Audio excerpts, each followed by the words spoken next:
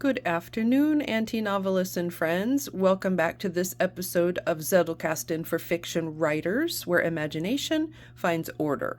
So I'm going to take a quick second and I'm going to answer a question from Robert. This is actually something that I am writing about in chapter 8 of the book. So I just pulled the cards that I used to put the beginning draft of chapter 8 together, and I'm just going to walk you through them. So Robert asks, Dear V, how do I incorporate theme into my book and when does that happen? All right. Well, that's a great question, Robert. And I'm glad you asked it because we've talked about some of the other key elements of a zero draft or beginning that novel writing process. Things like developing your characters, deciding what kind of plot you want to have, deciding what kind of story you're even writing. Well, another key component of that is your theme, but contrary to popular belief, generally, you do not decide the theme until after the story is written. How crazy is that? Think about it. In the beginning, you have an idea for a story. Generally, that idea is not a big, overarching, universal, defying culture and society truth that you want to share with the reader. Now, I'm not saying sometimes that isn't how it starts, but generally speaking, you either have a character idea that is so interesting you can't wait to meet and create this person in your head. You have a particular story idea. You want to tell a story about the aftermath of an event, or you want to tell a story about a particular betrayal or an enemies to lovers story or whatever. Okay. So you have a particular relationship idea that you want to explore. Or maybe you've dove into your zone of fascination and you want to tell a story about that thing that you're fascinated with, or maybe using a component of that thing. So let's say you have a fascination for shipwrecks. Well, you're going to write a story that involves a big, massive shipwreck and some relationships. Not talking about the Titanic, but I could be. Yeah, you're going to go that route. You're going to dive into that zone of things that you love, and you're going to mine that zone in order to come up with some of the critical pieces of your story. All of those things are happening in the very beginning, right? They're happening during that zero draft process because you're just noodling around, looking at you, Julianne, noodling around to make a decision about what could this mean? What could these things look like? And starting to jigsaw those things, scenes, plot, setting, characters, all that stuff together. Now, a funny thing happens when you start noodling all of those different pieces together. You will find something develops. It's like all of the ingredients in a stew, all right? You've got the main protein, you've got the vegetables, you've got 10 different spices, you've got some stock. When you put all that together in a pot and heat it up, it starts to turn into a cohesive whole, okay? That's your theme. Your theme is that universal cohesive thing that governs the story. So don't panic if you don't know your theme when you start writing. That is not unusual.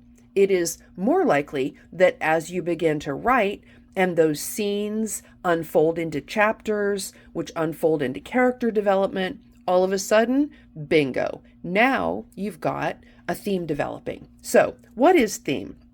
Well, as I said, from my cards, it is a universal truth, something that repeatedly runs through the plot and the characters. It's woven into both of those plot and characters as well as the story. It's something that transcends culture and binds the story elements together. It can show a positive, a neutral, or a negative interaction with those characters and plot choices and things. So your theme doesn't have to be a positive thing, okay? Your theme could be that nobody can be trusted. Okay, let's go with that. You get to decide. So another thing that I've added in that chapter is how theme is a truth that you use to teach the reader. Now, you're not preaching to them, okay? You're not banging them over the head with something, but instead there is some underlying belief, some big idea that transcends culture and society that you want to get across to the reader so that you're bringing them into that, okay? You're not preaching to them. You're not banging them over the head. You're bringing them in by weaving and using your narrative to emphasize whatever this key concept is that you want to share. So how do you do that? Well, let's talk about a quick distinction that often new writers mistake one for the other, but it's super simple to figure out. Okay, read any story. Pull out some of the things that you think have thematic importance. Things like love or family or loyalty or trust, okay? Those are great ideas that can contribute to theme, but those are not your theme. What are those, you might ask? Those are simply subjects or topics, okay? Those in and of themselves don't provide theme. So when you get that first draft finished, you've gone from zero draft to working draft to work in progress to a finished draft, okay? And we're going to cover those individually, so just stay with me. You've gone through that process and you have a cohesive whole that feels pretty finished. Still needs a continuity edit, still needs a line edit, still needs some love and polish, but it's pretty much a whole. Then you're going to go through and you're going to start listing those subjects, those little topics that crop up. There's love, there's sense of family, maybe there's found family, trust, whatever your topics are. And you're going to pull those little subjects out of the book, the manuscript. Then I want you to start writing about each of those topics. And I only want 1 or 2 sentences, like maybe about love. You're going to say, I believe that this story addresses love in XYZ way. Okay. You're just going to write out what you think your story says about love. Then I want you to flip that and say, okay, it's not just that I believe this, but this is what my story is about. And then you list some evidence from the story, okay? And once you've listed out those evidential things that support that this could be a thematic element, that's when you have a theme. Now, I walk you through this in detail in the book, but I just want you to think about this at a high level for wherever you are in your story.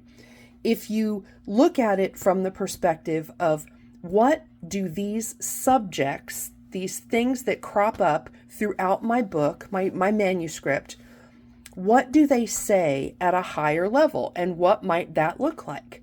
And once you write that sentence or two and describe to yourself what each of these items could mean, that's when you're starting to get at the theme that undergirds the whole structure.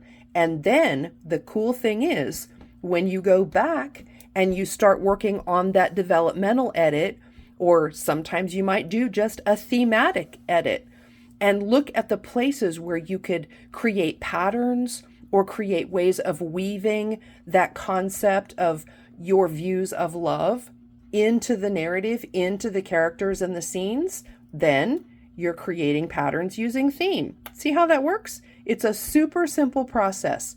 My advice is wait until you get that first working draft done and then go back and do a thematic read through. Pull out those subjects that jump out at you, write a couple of sentences about them, and then look at them through the eyes of what universal statement does this make and what evidence can I pull out of my story to support it and develop it as a theme. Okay, so I'm going to leave you there for today. That is a high level look at how you write through your story, get to the end of it, and then start pulling out those thematic elements so that you can develop the thing or things that you really want the reader to take away and make sure that you leave that breadcrumb trail throughout.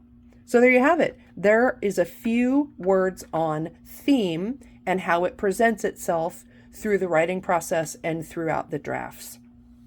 As always, thank you all for being here. We will get back to the process of drafting tomorrow and talk about how some of the thematic elements get included and what the next step in drafting is, because we have covered zero draft. Now let's talk about what happens when you get to that work in progress. Woohoo! I will see you all tomorrow.